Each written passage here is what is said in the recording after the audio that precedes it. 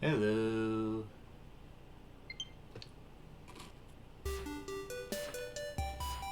So, part-time UFO. Mm-hmm. I've never heard of this. It's a pretty casual game. So as you can see with the credits in the corner there, it was made by HAL Laboratory, you know, the Kirby guys. Yeah, I was about to ask. Is that UFO Kirby? No, it is like pretty much just like an alien, though. Like obviously, it does kind of have that similar kind of look to Kirby. Um, Yeah. but yeah, it's one of those games that it started off as it was originally a mobile game, but you know they did a Switch port, and it's a pretty nice port, if I do say so myself. Hey, bitches. Man, Argle coming in nice and hard. What up, fucker? I can speak Australian. I know how this works. Nah, that's not Australian. You used the wrong word. Yeah, you use a word that we can't use on stream. Oh, it's good day, fucker. And demonetized. Okay. Dude, you're gonna lose like what, 2 cents? And I'm not even monetized. So, Yeah, no. Not a partner. So, I'm just gonna say it, no spoilers, but goddamn, I'm in love with Legends. This is reassuring. Apparently, that's where all the talent went towards, wasn't Yeah. it? Well, remember, it was, Brilliant Diamond Shining Pearl was a different team. Hmm. I guess It wasn't- that's true. Yeah, it wasn't, Game Freak. Yeah, like that's kind of the sad thing about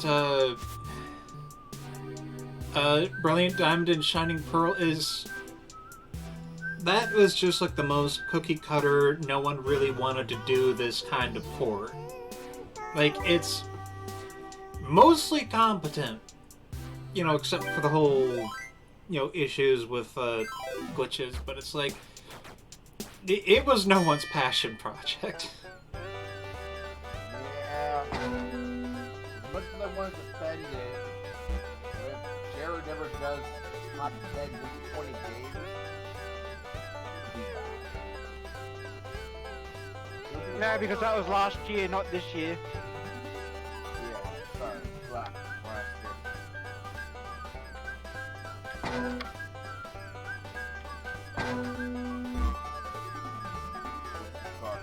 See, that's, I think that's the problem, and it's like, frickin' Escapist just did an article on this, like, last week, about, like, the difference between a bland game and a bad game. And it's like, okay, Brilliant Diamond Shining Pearl, I wouldn't exactly say a bland game, because the games that it's based on, that the original games, are great games. But I think it kind of falls into that bland category because it is just a bloody almost frame for frame remake. Yeah. Yeah. Kind of a good kind of remake, but bring you in sort of stuff with Yeah. Because it's like people remember bad games and people have fun playing bad games. Remember Bad Rats? I do not know what that is.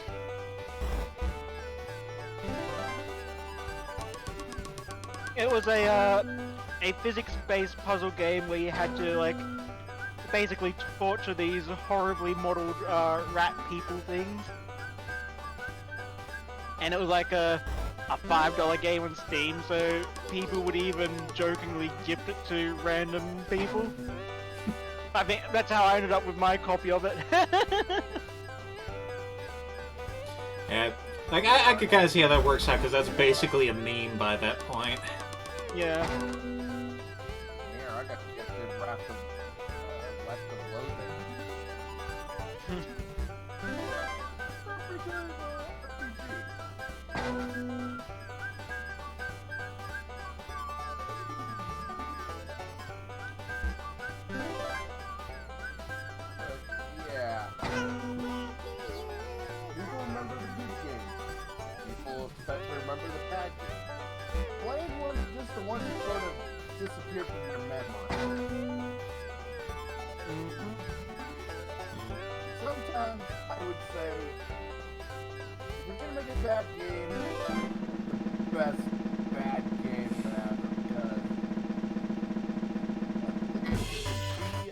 lesson for others.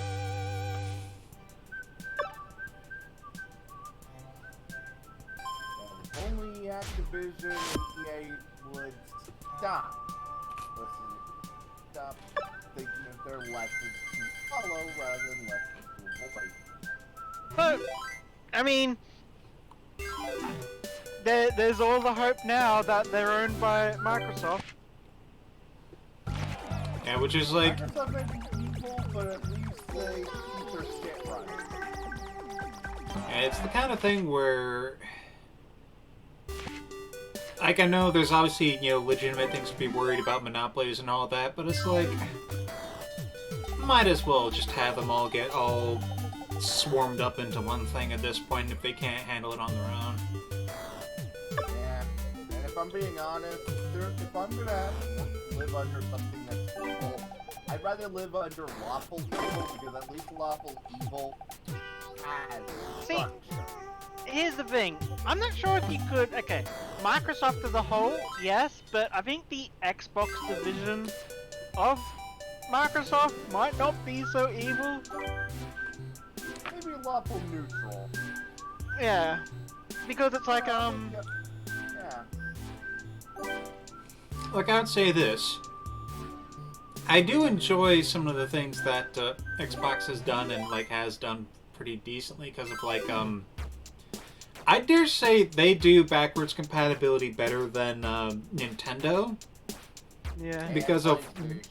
Yeah, because of, like, one, they've made stuff available, but, like, wasn't there then also some of the stuff with the Series X where, like, some of the backwards compatibility, they included features like ray tracing and other, like, high-end graphics options to the older games? They didn't even need to do that, but surprisingly, yeah.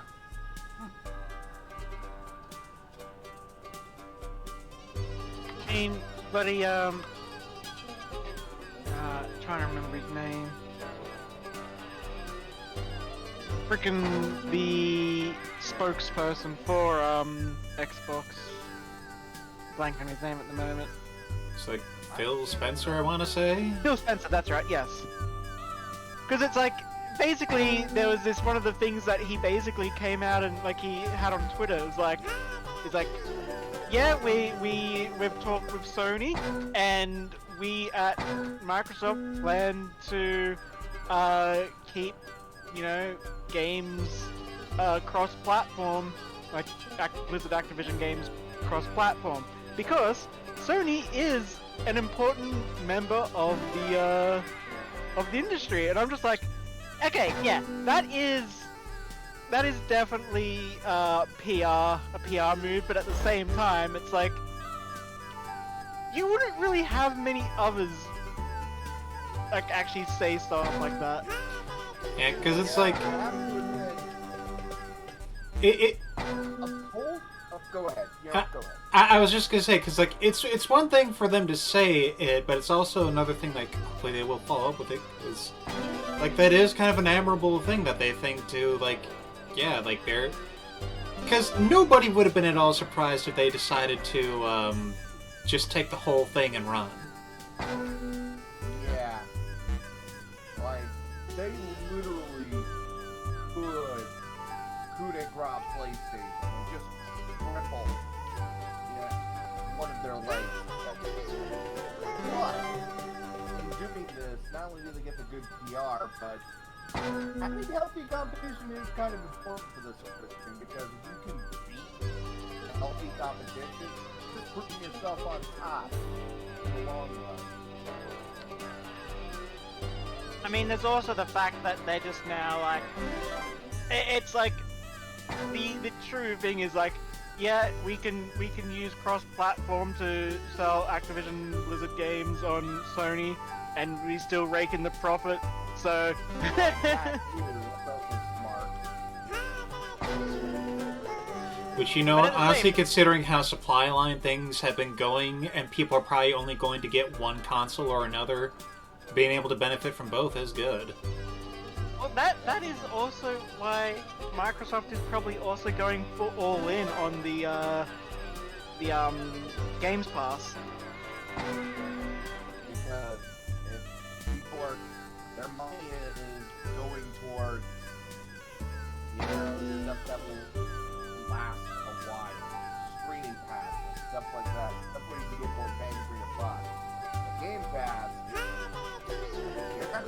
one game, they get hundreds. That's like omni value. And that means they also get more a bigger install base, because it's like, yep, you just have to sign up to a Microsoft account. So it's like, yeah, even PlayStation owners are going to, like, if they put Game Pass into PlayStation, that would be a huge thing. That would be like, yeah, see, we're letting games be cross-platform. Now your users have to sign up to our stuff. Yeah. But on the other hand, I would say that going cross-platform is pro-consumer. Yeah. But a lot of people pro-consumer with what they're trying to do, but it benefits the consumer for sure. I mean, yeah, like, it still surprises me that they actually put Cuphead onto the Switch. And I think one of the reasons they did that, despite, like, sure, they probably had it was also probably part of a deal to have Banjo and Kazooie in Smash, but also just Cuphead is kind of the perfect game for the Switch. I mean, yeah, let's be honest, Switch, it ain't a new game, it's also I mean, like, it is kind of that classic run and gun kind of platformer.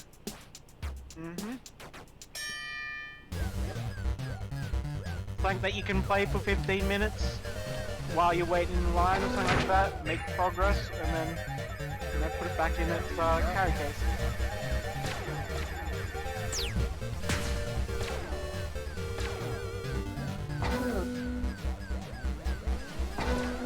Why are you killing Space Starfy?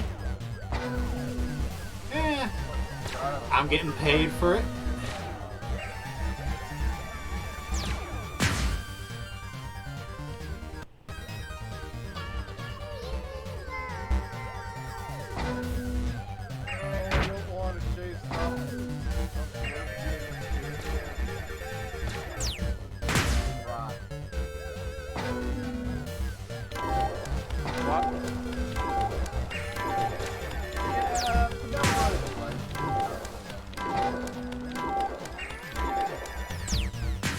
What are you playing?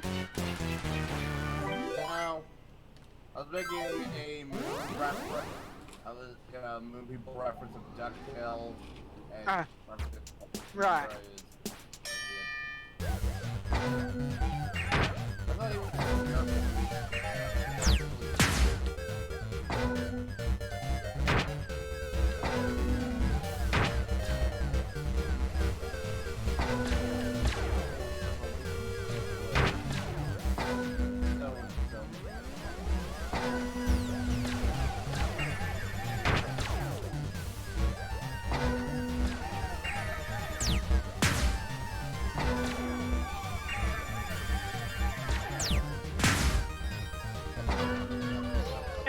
It's a good thing you got that scarf on, because it does get cold in space.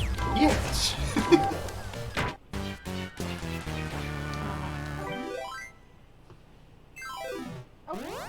Yeah, I like that.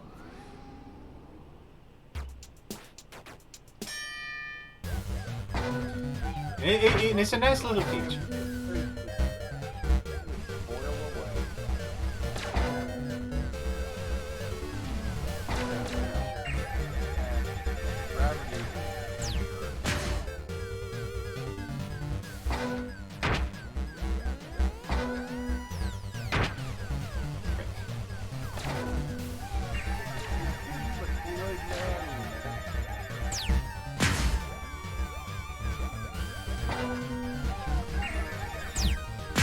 Depends on his body temperature.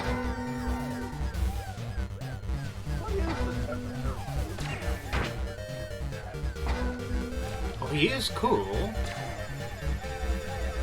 It's in the name. Unless cool with a K has separate properties from the normal cool.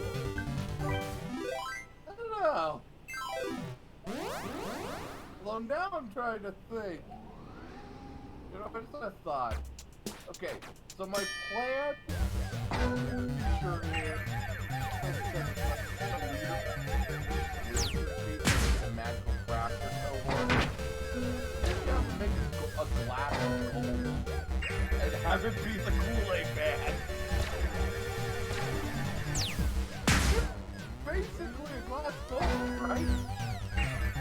Well, that depends on what is the Kool-Aid Man. Is it the pitcher or the Kool-Aid inside the pitcher? Yes.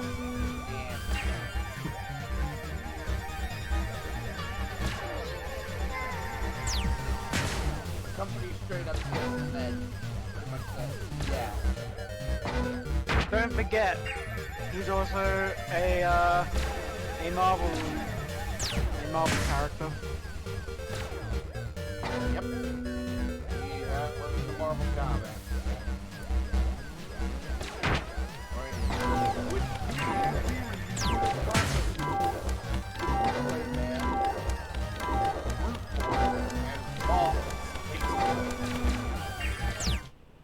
Ah, freak. So close that time. God, I totally could make it. So, to make a glass golem, you need craft construct, animate objects, you have to be a level 10 caster, craft sculpture D17, and you need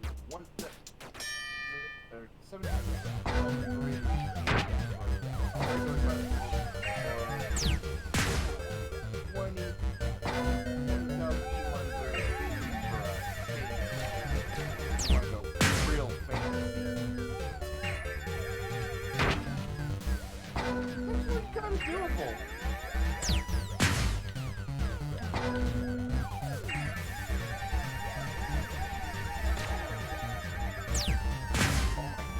God. No. How is their face able to stay in an upright position while their body is twirling around? Maybe they are a slime species.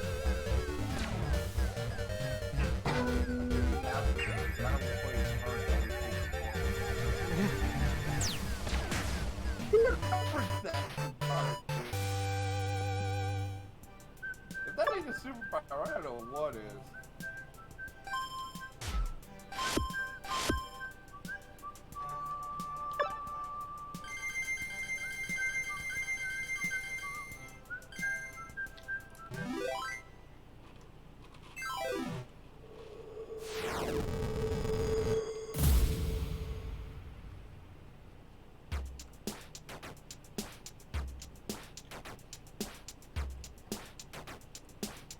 Como estas heavy armor lunar invasion bot?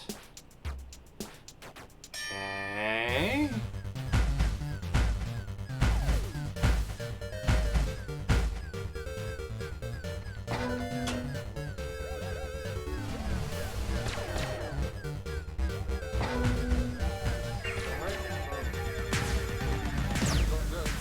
What are you good right through it? Wall.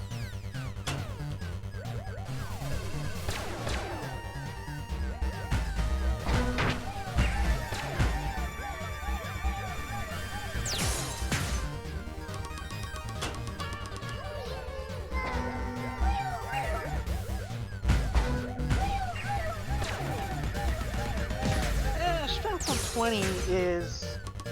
it's okay, but not really enough to really break through many walls. Like a wooden wall? Yeah!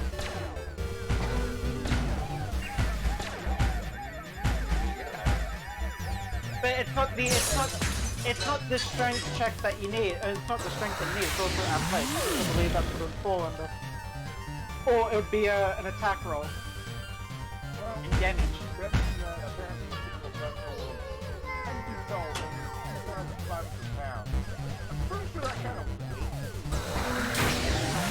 Yeah, but that's not how it works in mechanics.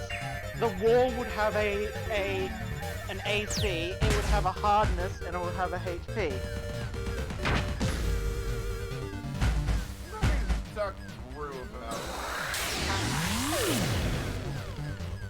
like if I'm gonna make a goal of whose purpose is to break into shit, shouting, oh yeah. I need to be a little more consistent. I need to be a lot more consistent. I don't wonder if it's glass one, because aren't glass golems like one of the weakest ones? Some sheep, because remember, I'm making my cohort is going to be the Yeah. raptor, so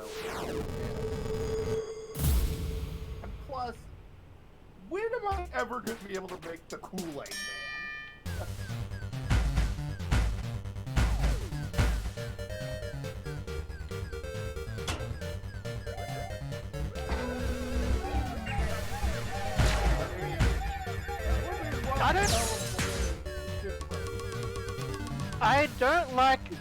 I don't like the look on this bloody robot. Really? It Yeah, I'm not going to say. Yeah, no, that face is giving me some creepy vibes. Yeah, like.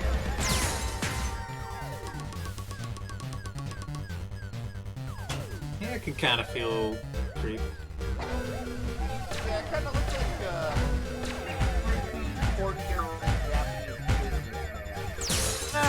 Nah.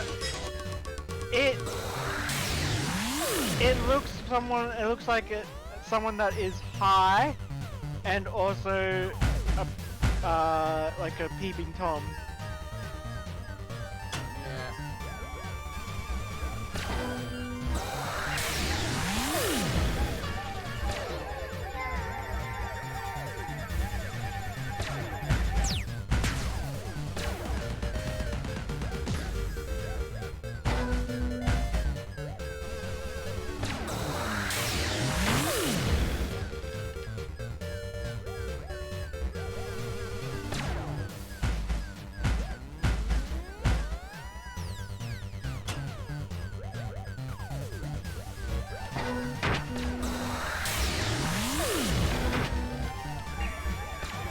Ah, I gotta get that spike thing. Okay.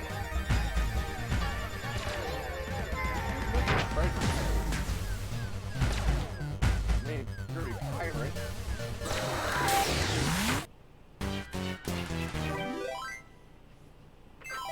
Oh. Wait, no, that's a bad idea.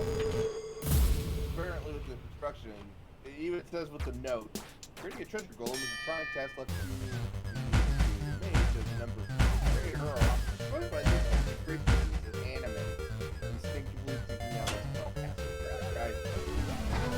I think one of the better ways to make a golem in first edition, it's kind of the ghetto way of doing it, that you just use the spell animate object, and therefore you can basically just like you craft a statue, or you just find a statue that looks like the way you want it to, and then you just use animate object.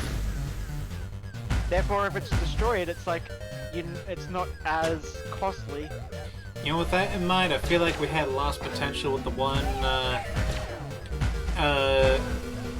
real world game where we could have had an otaku animate his entire anime girl figure collection. Yeah.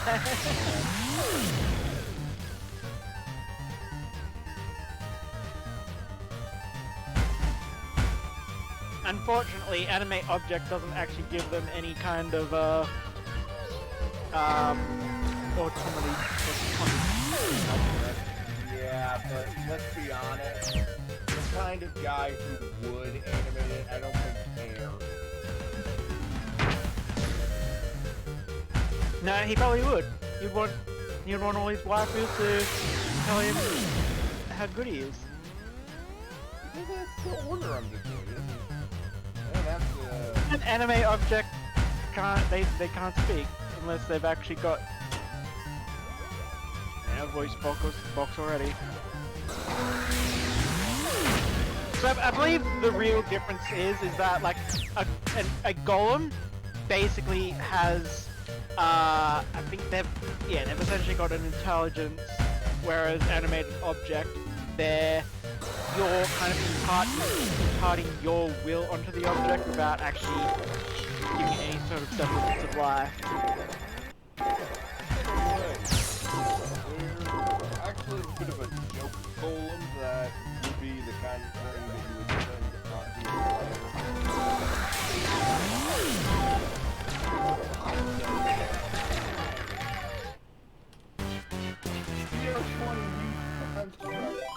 With 70 HP with fast standard concentration, DR-15 adamantine, and of course you're using that. Yeah, this thing is gonna beat the crap out of you. It's basically a bunch of bucks.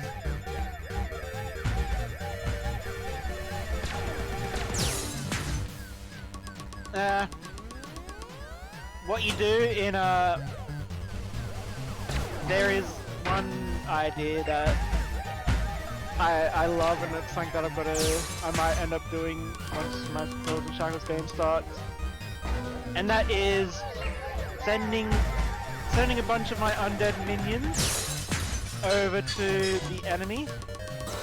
All of them carrying a piece of paper with explosive rune on it. Ooh, here's another idea.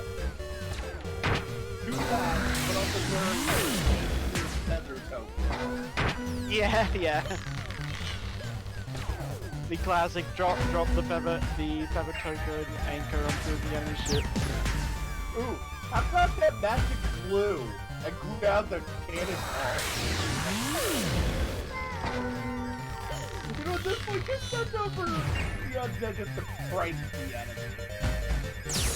Problem is, universal solvent is not too uncommon. Yeah. And let's be honest. You guys would be slapping me up and be like, okay, if a pilot, a copper galley, have at least one thing that doesn't The sovereign glue in 2E is really strong, and that's actually how we ended up beating one of the bosses in the last campaign. We basically, our alchemist just threw a bunch of glue onto the boss, and like he was like in this sort of back room in this building that we were exploring. So it just got stuck there, it couldn't move.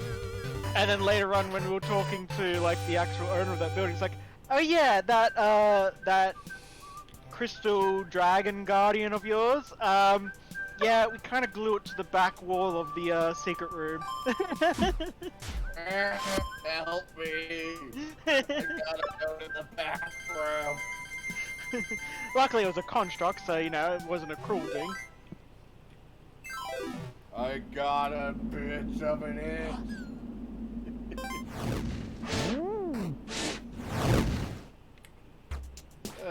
Yeah. I can't believe you can actually start your control of the second so you can start telling your story.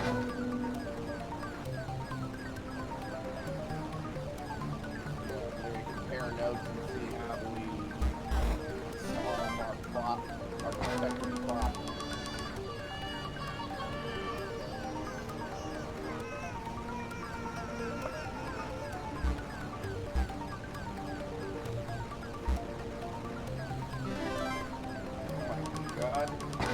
There's a cannon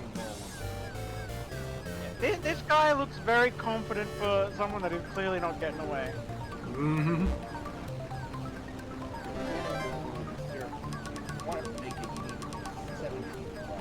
Are you sure that one was a good dish? Yeah, that's probably not a good idea. Well, you know what? Let's.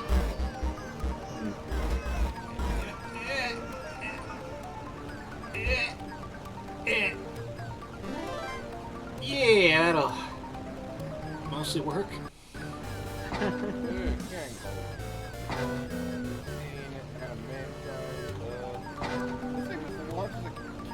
Oh yeah, you're having trouble there. Yeah, that's.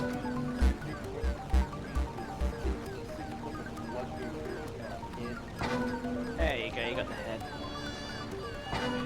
You you just rebuild the robot on top of him. Yeah. Ah, diggity, dang it. Okay, let's got it going. Yeah.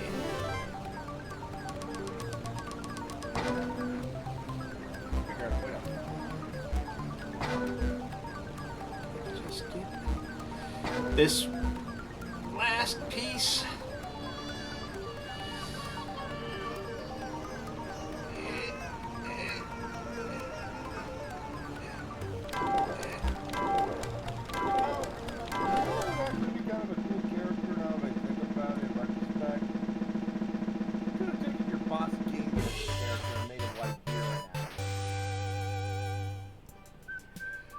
Whew. Good job. Yay!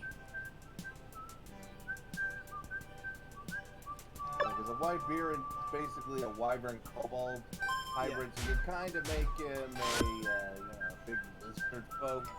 I'm just making him a gunner, either a musket or a shotgun rifle. Boom, there you go.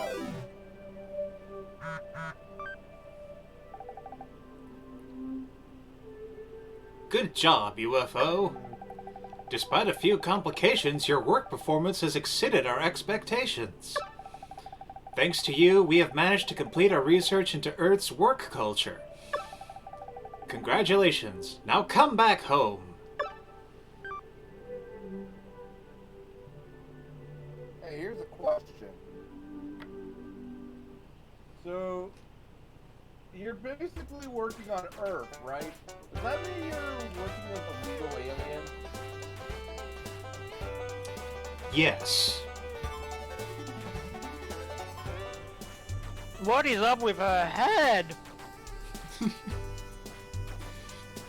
I mean, It was longer and... this is a kooky game, I'll just say that.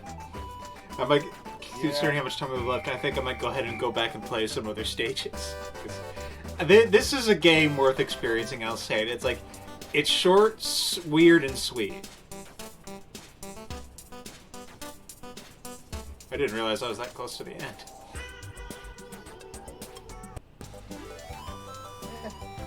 Keep that in mind. How much? It's pretty cheap. I want to say $10. It's been a while since I bought it. Fair enough. Oh, so it's not an indie game. It was made by HAL. Yep. Interesting. Yeah, it's one of their smaller titles. Let's see. Oh yeah, it's like about $8.99 in US bucks. So yeah, it's nice little game. Hey, nice indie game is always nice. Yeah. And it's like this, like, honestly, this is nice sometimes, that it's like sometimes you'll have a studio that, yeah, they make some nice big games, but it actually is pretty cool that they can just make small ones. Especially when they get to use their lesser known characters in it, like using the UFO enemy.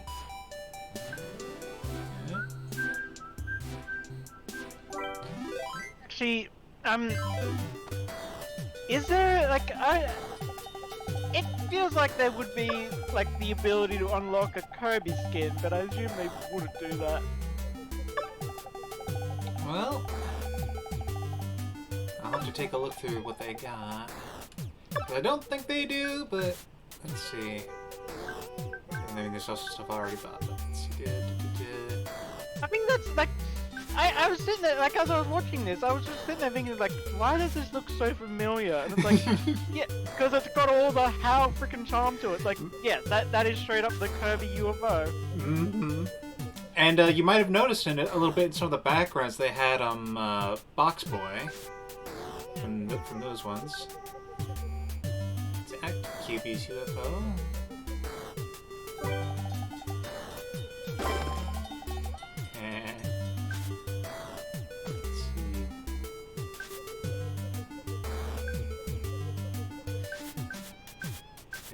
I think there might have been one level that referenced Kirby, but I'm not sure.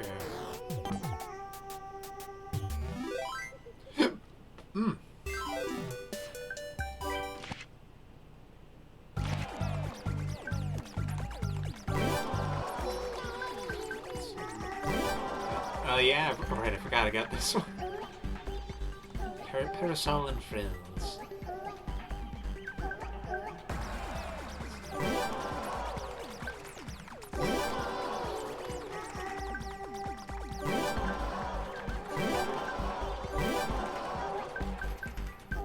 Yeah, I'll try the QB UFO for a bit.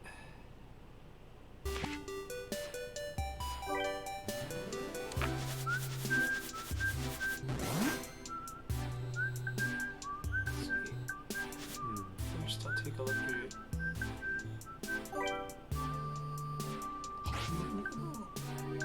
Yeah, You did yeah. unlock the treasure island. You know what? Let's try that.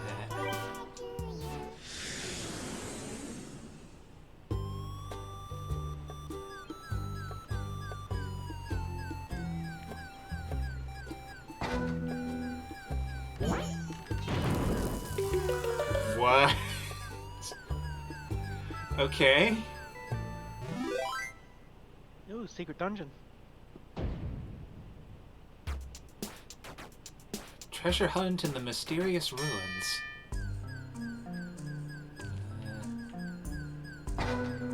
One of these things is not like the other?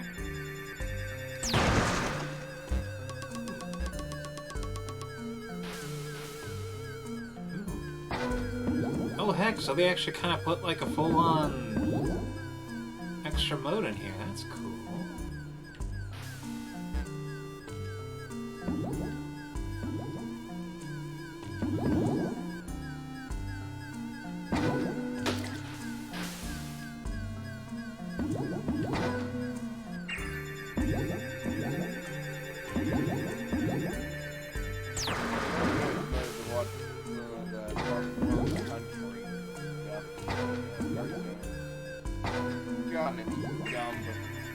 Can't help but actually laugh.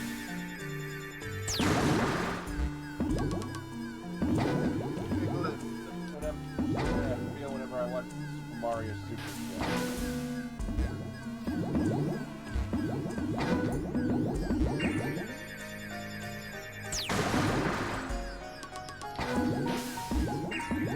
we got an awesome song, Pirates of the Horn, which got covered by Ant.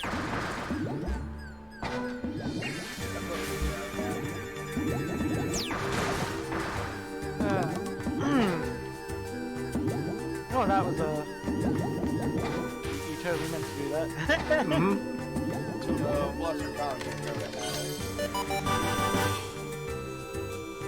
Alright, so yeah, it's fine. Oh, I'm guessing. Ah, you've also got a time limit. Yes. I assume maybe you just gotta put...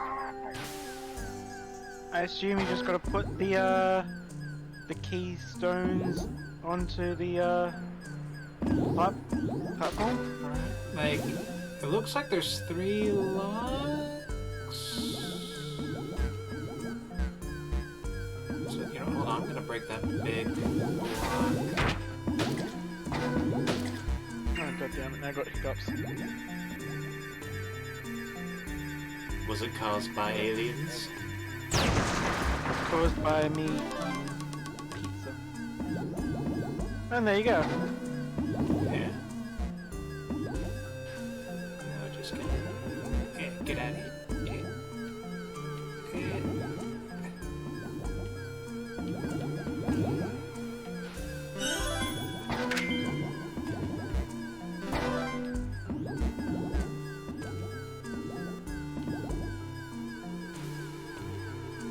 Yeah, put that upside down and then try and put the other one up. Just... Yeah, that's mostly straight. And I'm not gonna try to be fancy with this, just gonna... Just tap it in.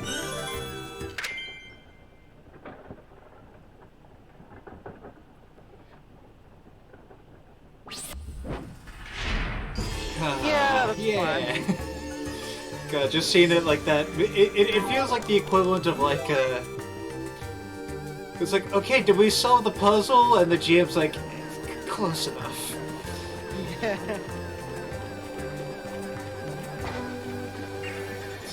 Oh, and the time is persistent. Okay.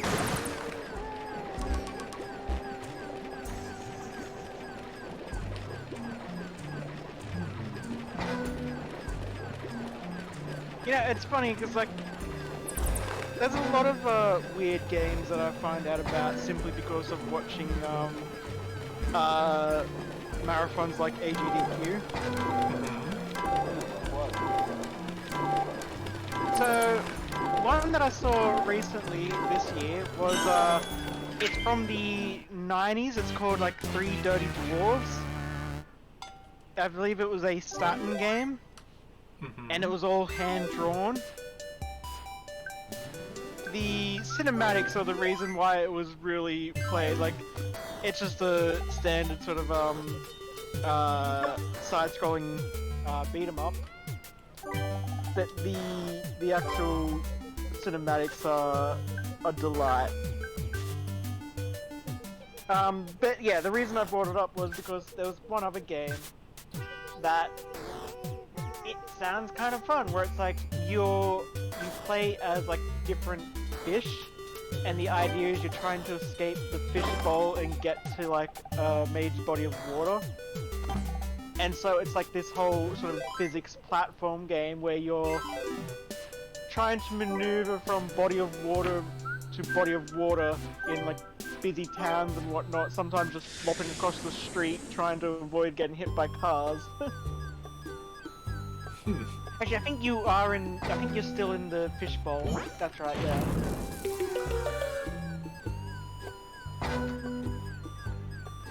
And this game just reminds me of that kind of quirkiness. Yeah. And it's kind of nice because it's because I can get like words. It's kind of fun when you have that thing of like you just kind of take a premise, have fun with it, and it's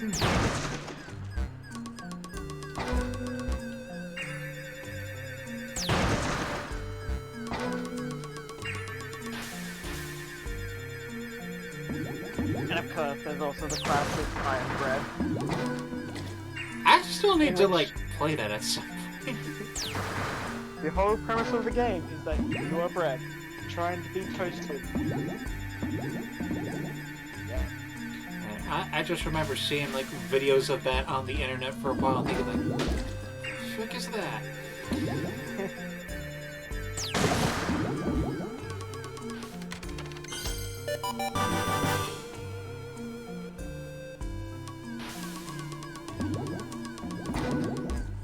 Oh, and I'm not sure if you've heard of this, and I've actually downloaded them because it sounds like a fun thing to do. Someone actually remastered the CDI Zelda games, specifically the 2D side-scrolling ones. So like, I think it's Wand of Gamelon and Faces of Evil. Yeah. Because who else was going to do it? Yeah. And it turns out, like, when you remake them like that, they actually are pretty good games. Let's be honest.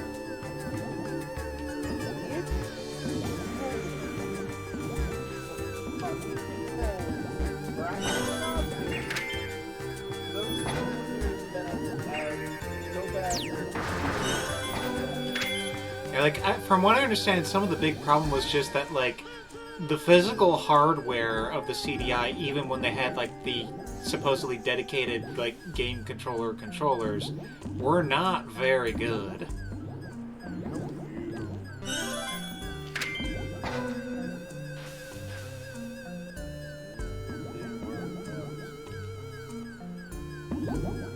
Yeah, someone also did a speed run of the other Zelda game, the one that's made in the classic top-down view. I think that one was just like Zelda's Adventure or something. Yeah.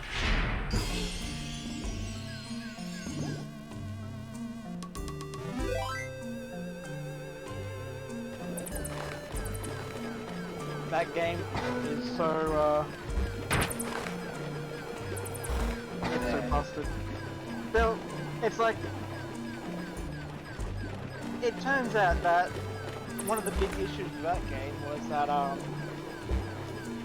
the guy that was actually like the lead creator of that one left the company before the game was finished, and so everyone else just basically had to try and finish what he did without like really any kind of information. So there's a lot of unused content in that game.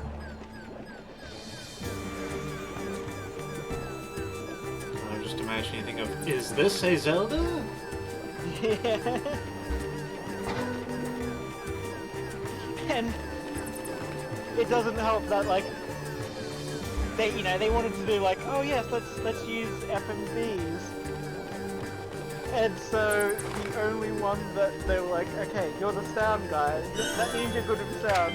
Let's put you in a fake beard and robe, and you can also play the music guiding Zelda.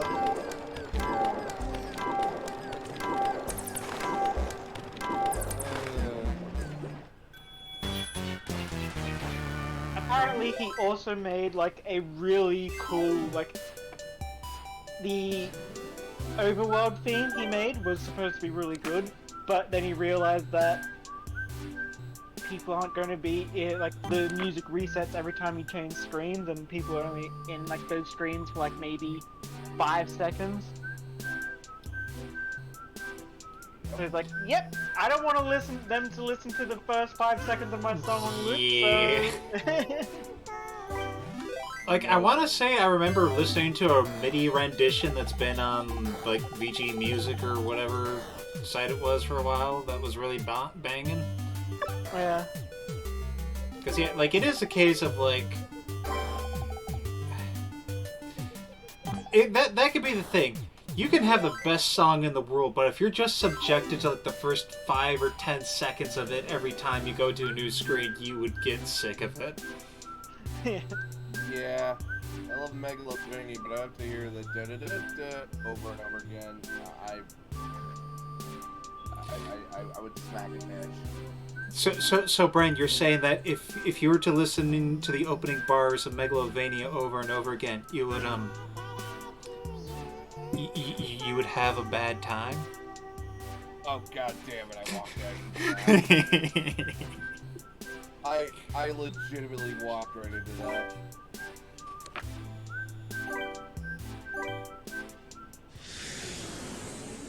I can't even be angry.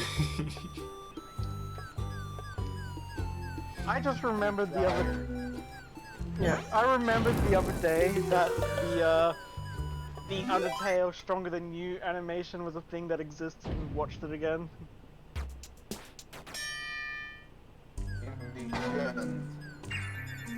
But Animation. there's more than one. Yeah, there's of course the version with Sans, there's also the version with Mario one, this one. I think there's also a pirate version. Oh god. Silly. There's a lot of stuff that you do. It still... It still blows my mind though that like pretty much some of the most viewed videos on YouTube, like in the hundreds of millions, are pretty much Undertale videos. Yep. I think the only thing that really sort of beats that out is frickin' Baby Shark, which I think hit a billion.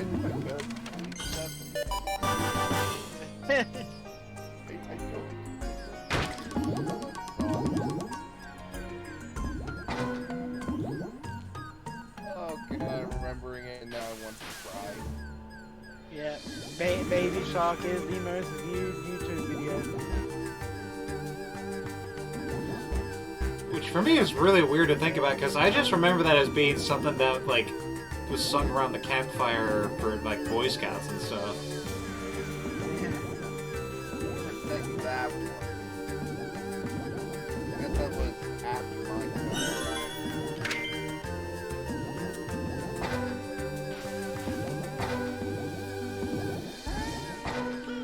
Okay, so yeah, man, there's actually quite a few that have over billions of views.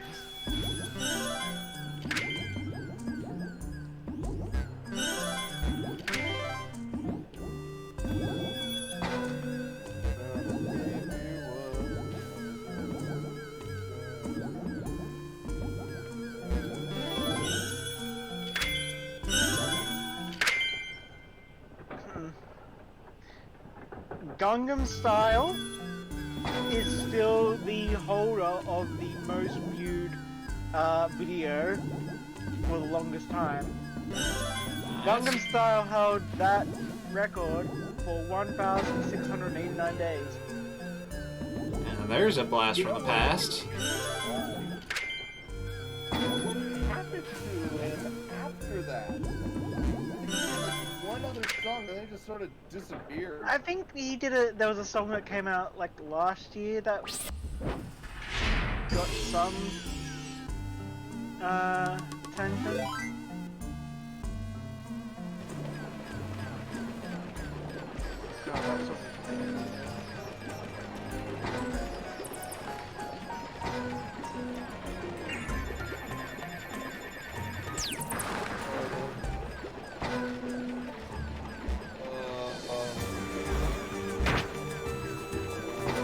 What?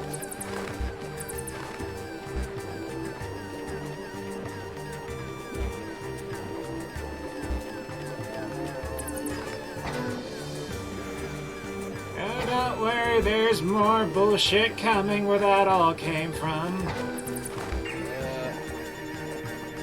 when Pokemon only had 151? To get the 51, you had to like Please. By the time Pokemon actually came out in the West, there was already bloody close to 300 Pokemon. You forget there was 152. You see, if you had your Pikachu eat 100 rare candies in Cerulean City, he'd turn into Pika-Blue. Ah, now you're just forgetting everything. There was 152, but it wasn't that. You had to go to Lavender Town with a Blastoise, and a Venusaur, fight a Ghastly, and then you would get Venusaur. Like from the anime. And then there was the Pokegods hiding out behind Bill's house.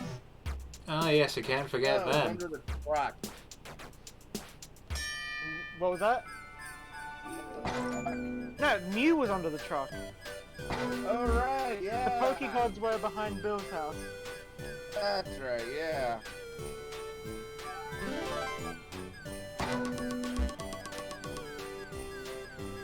God, that. Oh, the stories, yeah.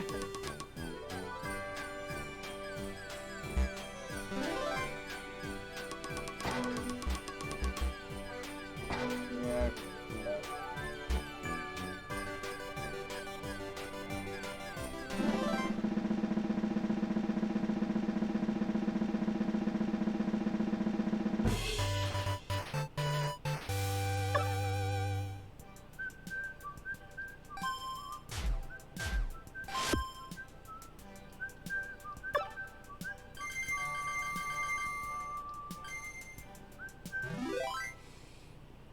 Yeah, I figure I'll just do a few casual levels, get some medals with these, Well,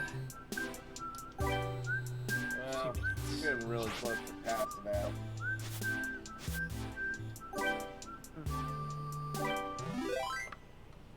I must be getting old. I want to go to bed earlier.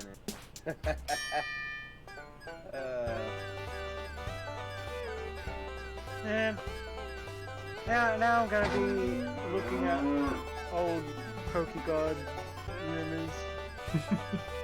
Share some of your favorite. Everybody has been good.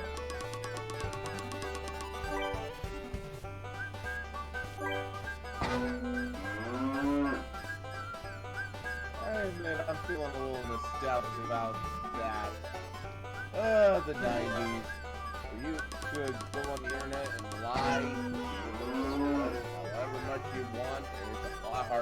confirmed. So you're...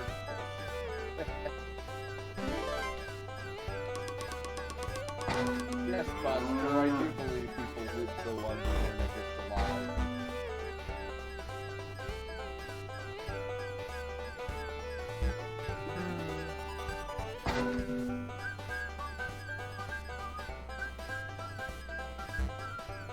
The thing that it's always funny though, it's like you can definitely. I think the biggest thing that, like, looking back at them, they were definitely designed to be as edgy as freaking possible. Like freaking Doomsday. It was resurrected from the bowels of the earth. Yeah, and... Gonna beat you two in a fight?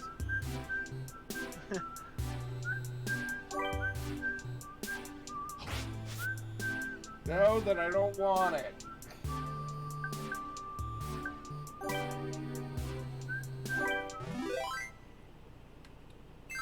I mean, the thing is, back in the day, like, Pokemon had barely developed a mythos, so you could really say anything you wanted. Yeah. Yeah, true that.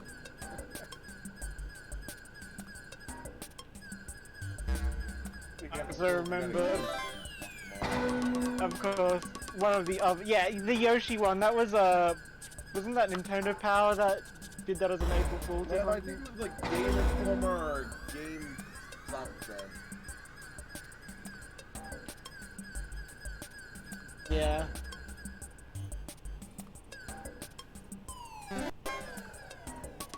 And of course, everyone was also like, yeah, you can also get Armored Mewtwo. And I do like that they actually ended up bringing Armored Mewtwo as something that you can catch in Pokemon Go, at least. Reference in the Pokemon manga. I mean, let's face it, Yeah, Armored the Mewtwo does look pretty manga cool. had a lot of fun Yeah. references to fun. Yeah.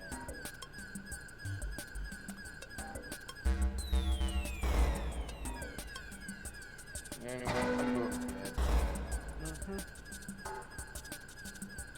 bed. That is kind of... Game tomorrow. Unfortunately, no game on Saturday, but Yeah. game on Sunday, so 2 out of 3, bitches. Mm-hmm. That's chatting. Yeah. Yeah, like, that really was kind of... I mean, still kind of is the thing, is that Pokemon has some very interesting, like, mechanical designs to some of its stuff. Yeah. I mean, the thing, like, looking at Armored Mewtwo again, the thing that really stands out is that it looks like it's a design that doesn't really fit Pokemon, except it does with Mewtwo. But if anything, I would say that it looks like it comes from maybe, I don't want to say Dragon Ball Z, but just it's got a distinct look that it comes from a different anime. I think it could be said that part of it is that it's,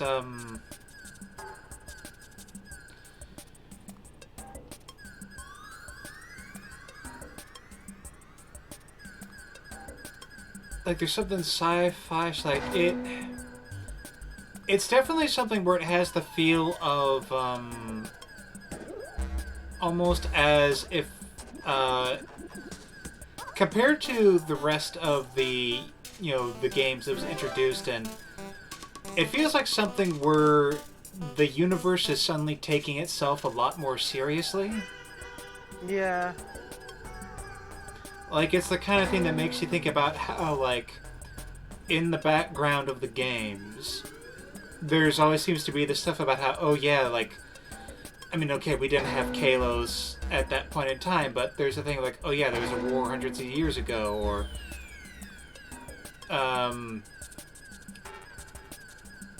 or like at the very least, we had like, oh yeah, we have Lieutenant Surge talking about serving in the war, and there's all sorts of things like that where it's like, it's one of those things that feels like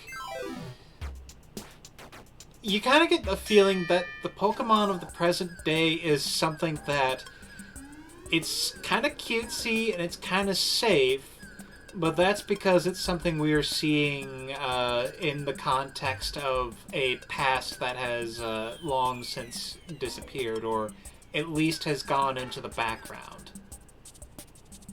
Yeah.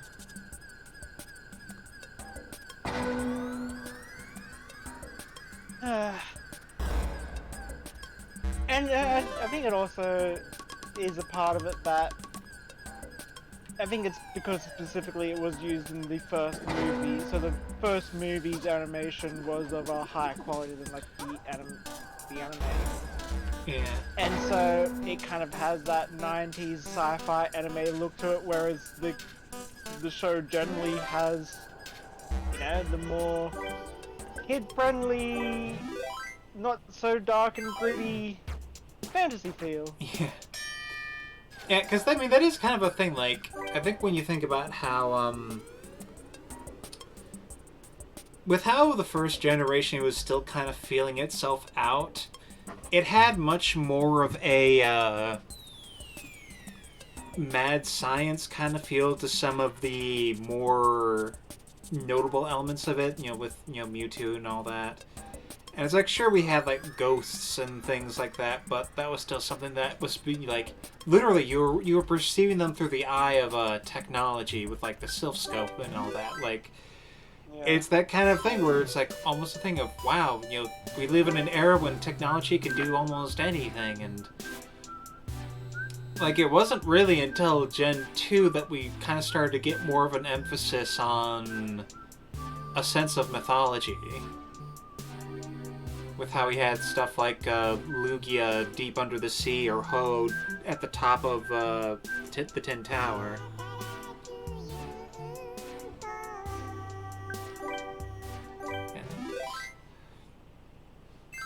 It's something that I don't think we've quite gotten again. Like, you could maybe say there was a little bit of that with regards to Diamond and Pearl, with how there was the emphasis on Cyrus using technology to take advantage of these legendary beasts. Though I would say, I think maybe Gen 5 did that a little bit more to a degree, because of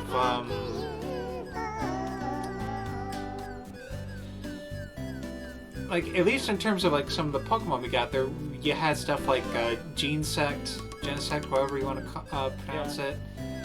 And there was also just the fact that you had the Dow Dragons, even though they were very much this sort of thing of, okay, yeah, they're dragons, they got split apart and all that. The way that Kyurem interacts with Reshiram and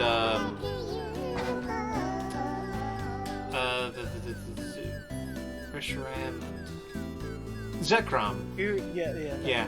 The way they interacted with how it's like, one, there's also like, thematically they have this element of being based on like a generator and a furnace and all that, and the way that Kyurem kind of takes them in, and then like he basically kind of has like those cables that then kind of lock into the whatever element that they have.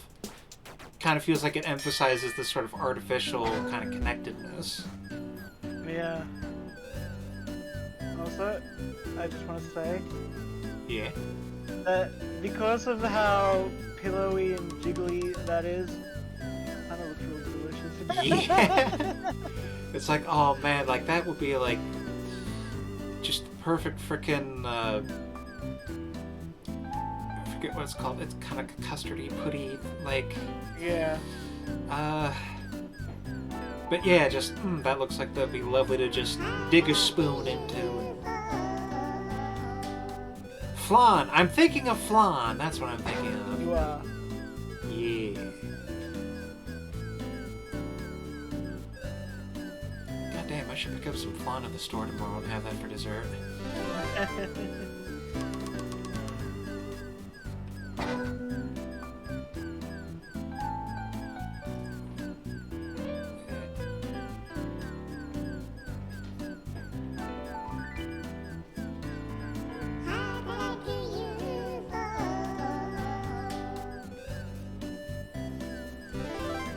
That actually reminds me.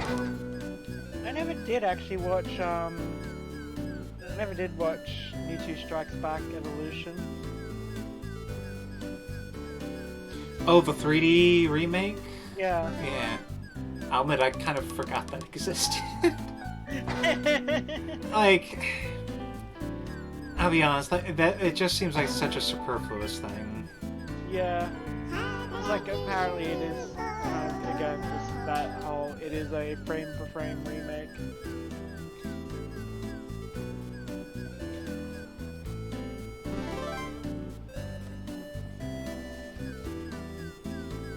Yeah, that...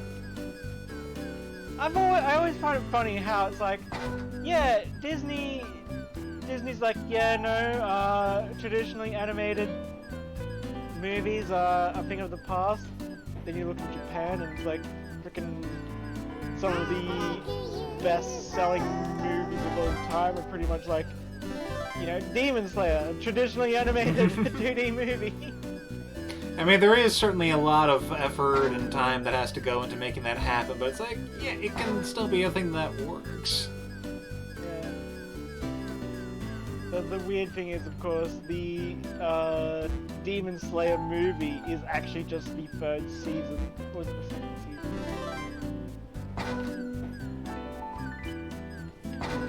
They essentially just like condensed an entire arc into a movie. I mean, that is kind of par for the course with some anime movies. It's either a big damn thing that's not canon, or it's a compilation movie. Yeah. But of course, like the actual, this was in replacement of an actual season. Ah. Yeah.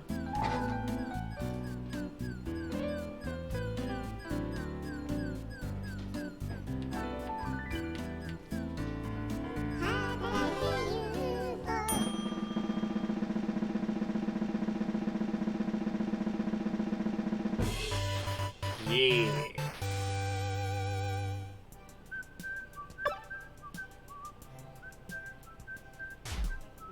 That's it. Yep, that's... I'm gonna go on the note of making a tasty dessert. Indeed.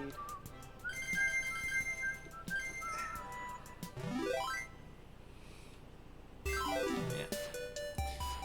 Thank you for chilling with me, and hopefully, hopefully it'll be a cool time when frickin' sit down for Legends Arceus next time. Yeah. Looking forward to that. Yeah. Good night. Good night.